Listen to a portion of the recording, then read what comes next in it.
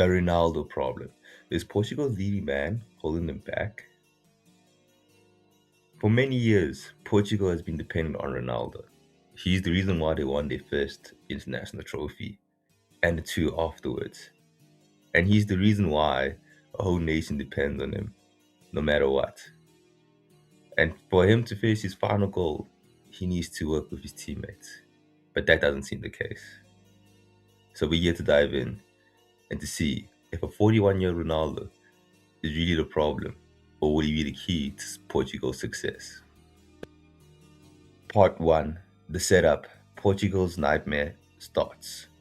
The World Cup 2026 was supposed to be Cristiano Ronaldo's victory lap. 6 World Cups, the record, the final chapter of the greatest international career in football history. Instead, after just one match, Portugal finds itself in crisis. A 1-1 draw against the Democratic Republic of Congo, a team that is ranked 73 in the world and has turned the spotlight on the one player who was supposed to carry them to glory.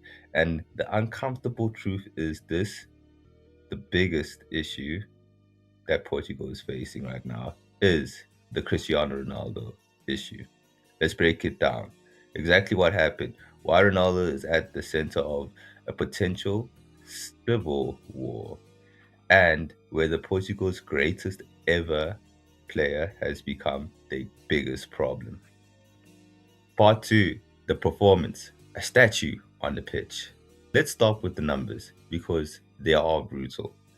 In Portugal's opener against DRC Congo, Ronaldo played the full 90 minutes. He touched the ball just 25 times, the fewest of any Portugal outfield player who played the full match. He attempted 3 shots, not a single one on target. He made 21 passes. Even goalkeeper Diego Costa has more.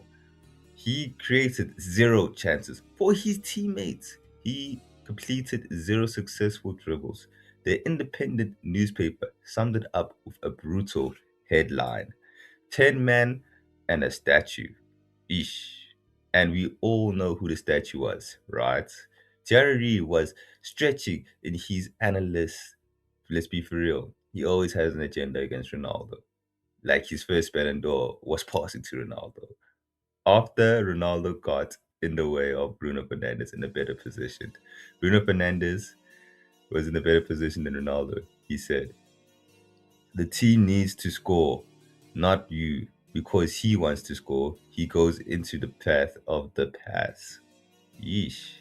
Paul Scholes, who played with Ronaldo at Manchester United, didn't hold back either. He asked Portugal's manager, Roberto Martinez, off camera, whether Ronaldo was a problem. He predicted, at 41 years of age, I think there's only one position on the pitch at a 41 of age where you should be starting a game, and that's a goalkeeper.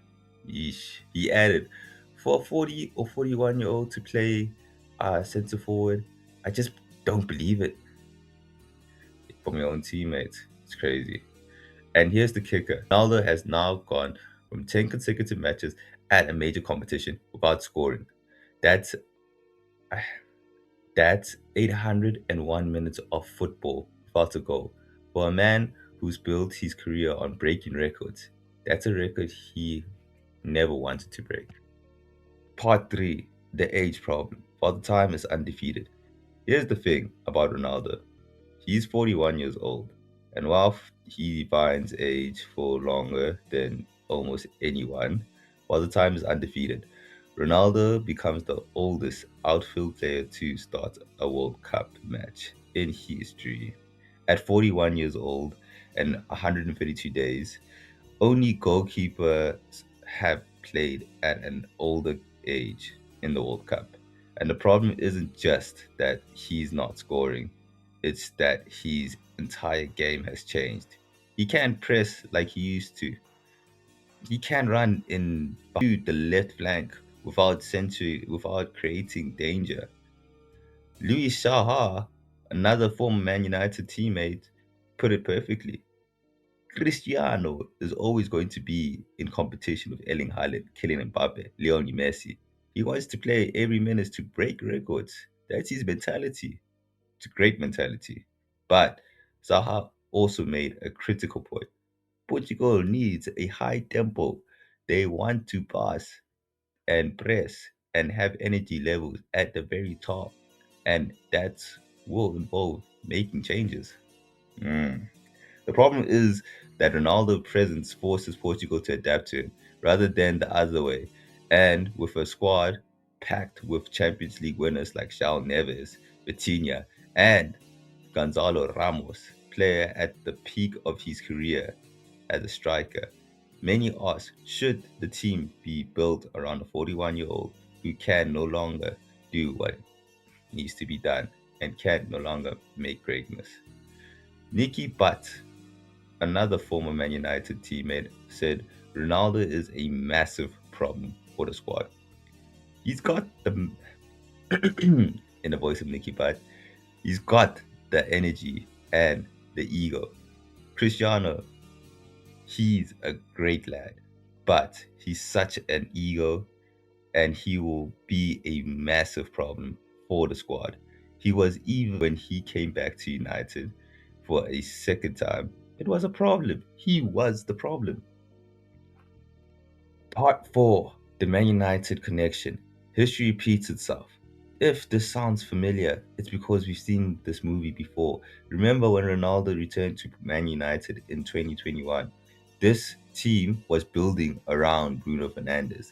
They had just finished second in the Premier League. Then, boom, Ronaldo arrived and everything broke. Bruno Fernandes, who had scored 28 goals the season before, just dropped to 10. The team's pressing disappeared. Ole Gunnar Solskjaer was sacked. The dressing room dynamically changed. Now, 5 years later, the same dynamic is playing out on the international stage. Against DRC Congo, there was an awkward moment when Ronaldo got in Bruno Fernandes' way during a promising attack. Thierry Henry analyst was damning Ronaldo, wanting to score so badly that he sabotaged his own teammates' chance. Right. The question is, can Portugal fit two alphas males in the same team? And the answer so far seems to be no. But I believe it's a yes.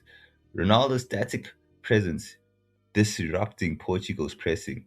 His teammates instinctively look for him, even when a better option exists. The team bends its entire structure to accommodate one player.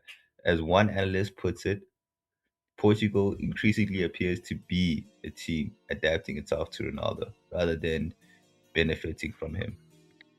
Part 5, the dressing room civil war and wag warfare. And here where it gets really messy. After the DRC Congo drawed, Ronaldo's teammates faced instant online abuse from their support.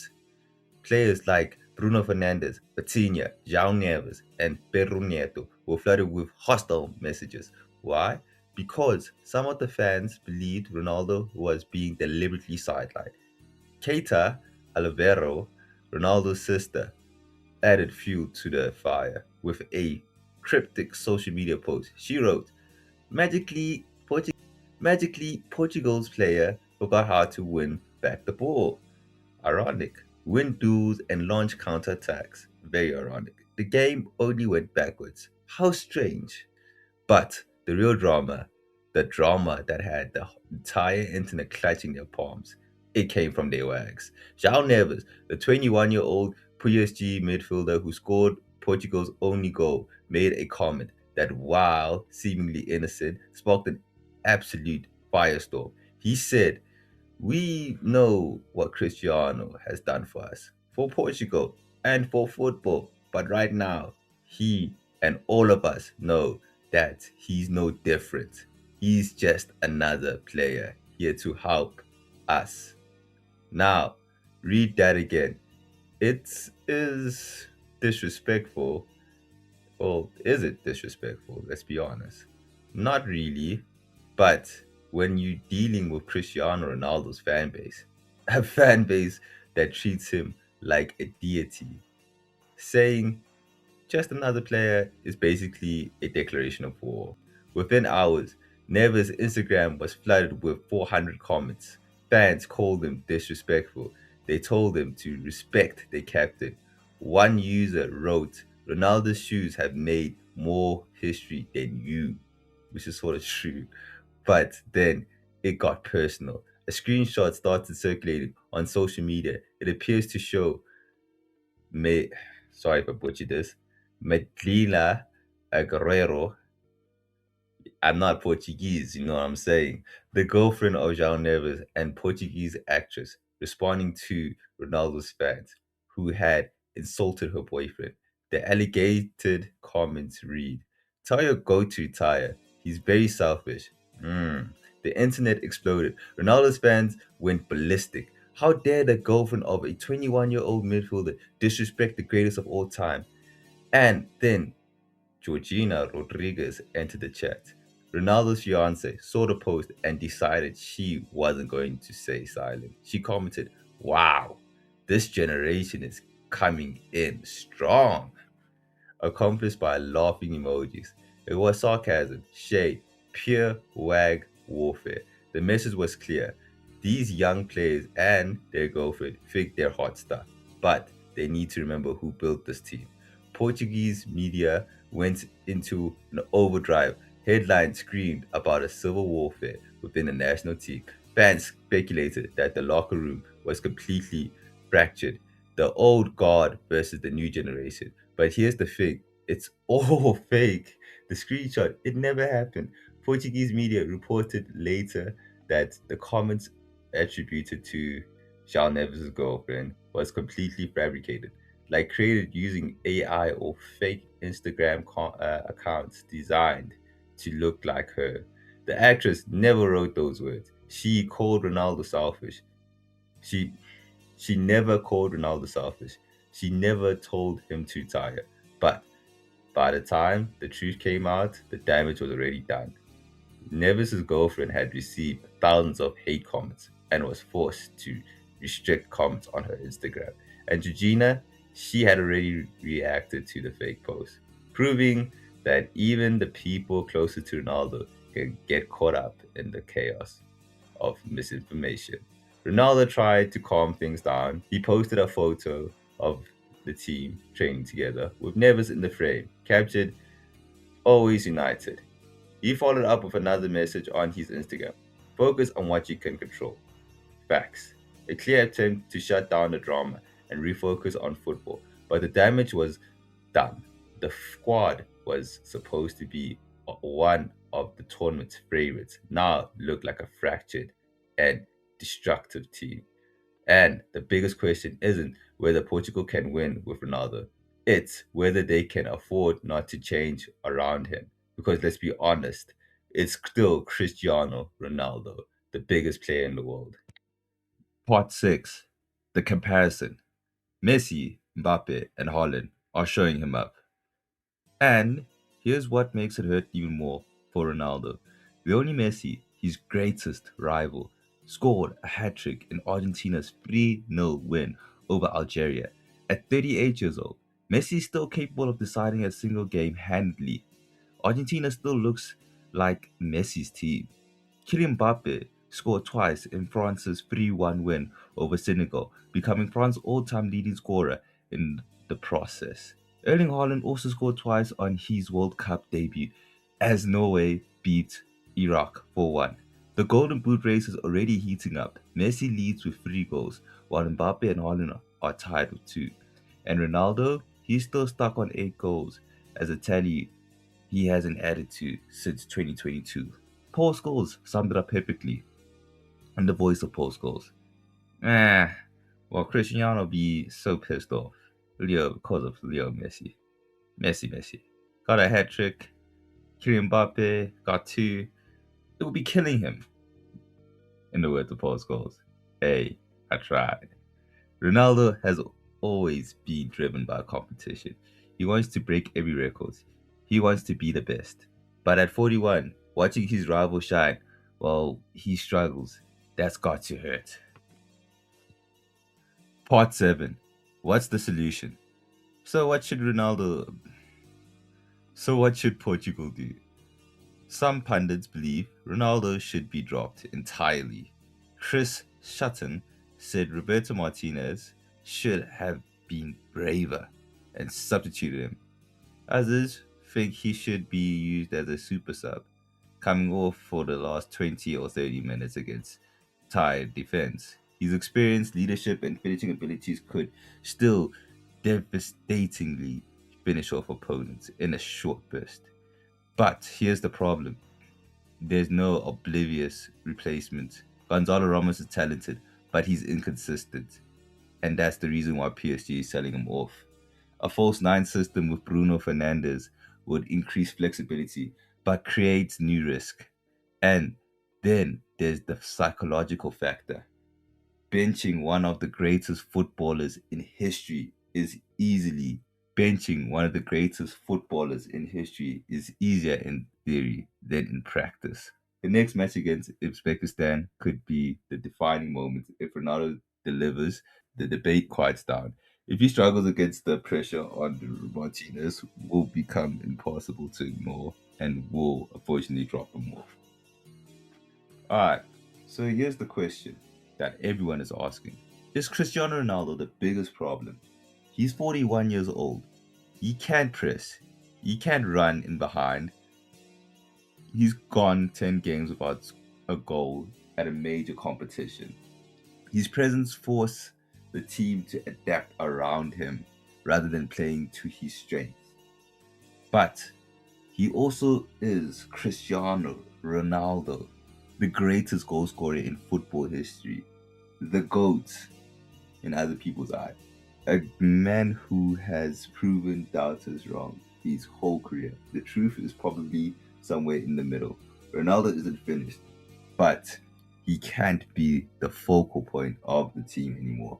Portugal needs to find a way to use his remaining greatness without being held back in his limitation.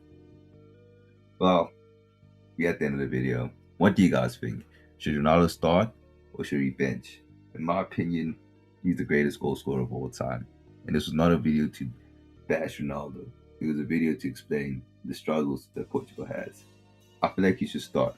And with Ronaldo, anything could happen. But yeah, we continue this World Cup series. This is part 2. Please follow, like, and follow for more. Thank you guys for supporting the videos.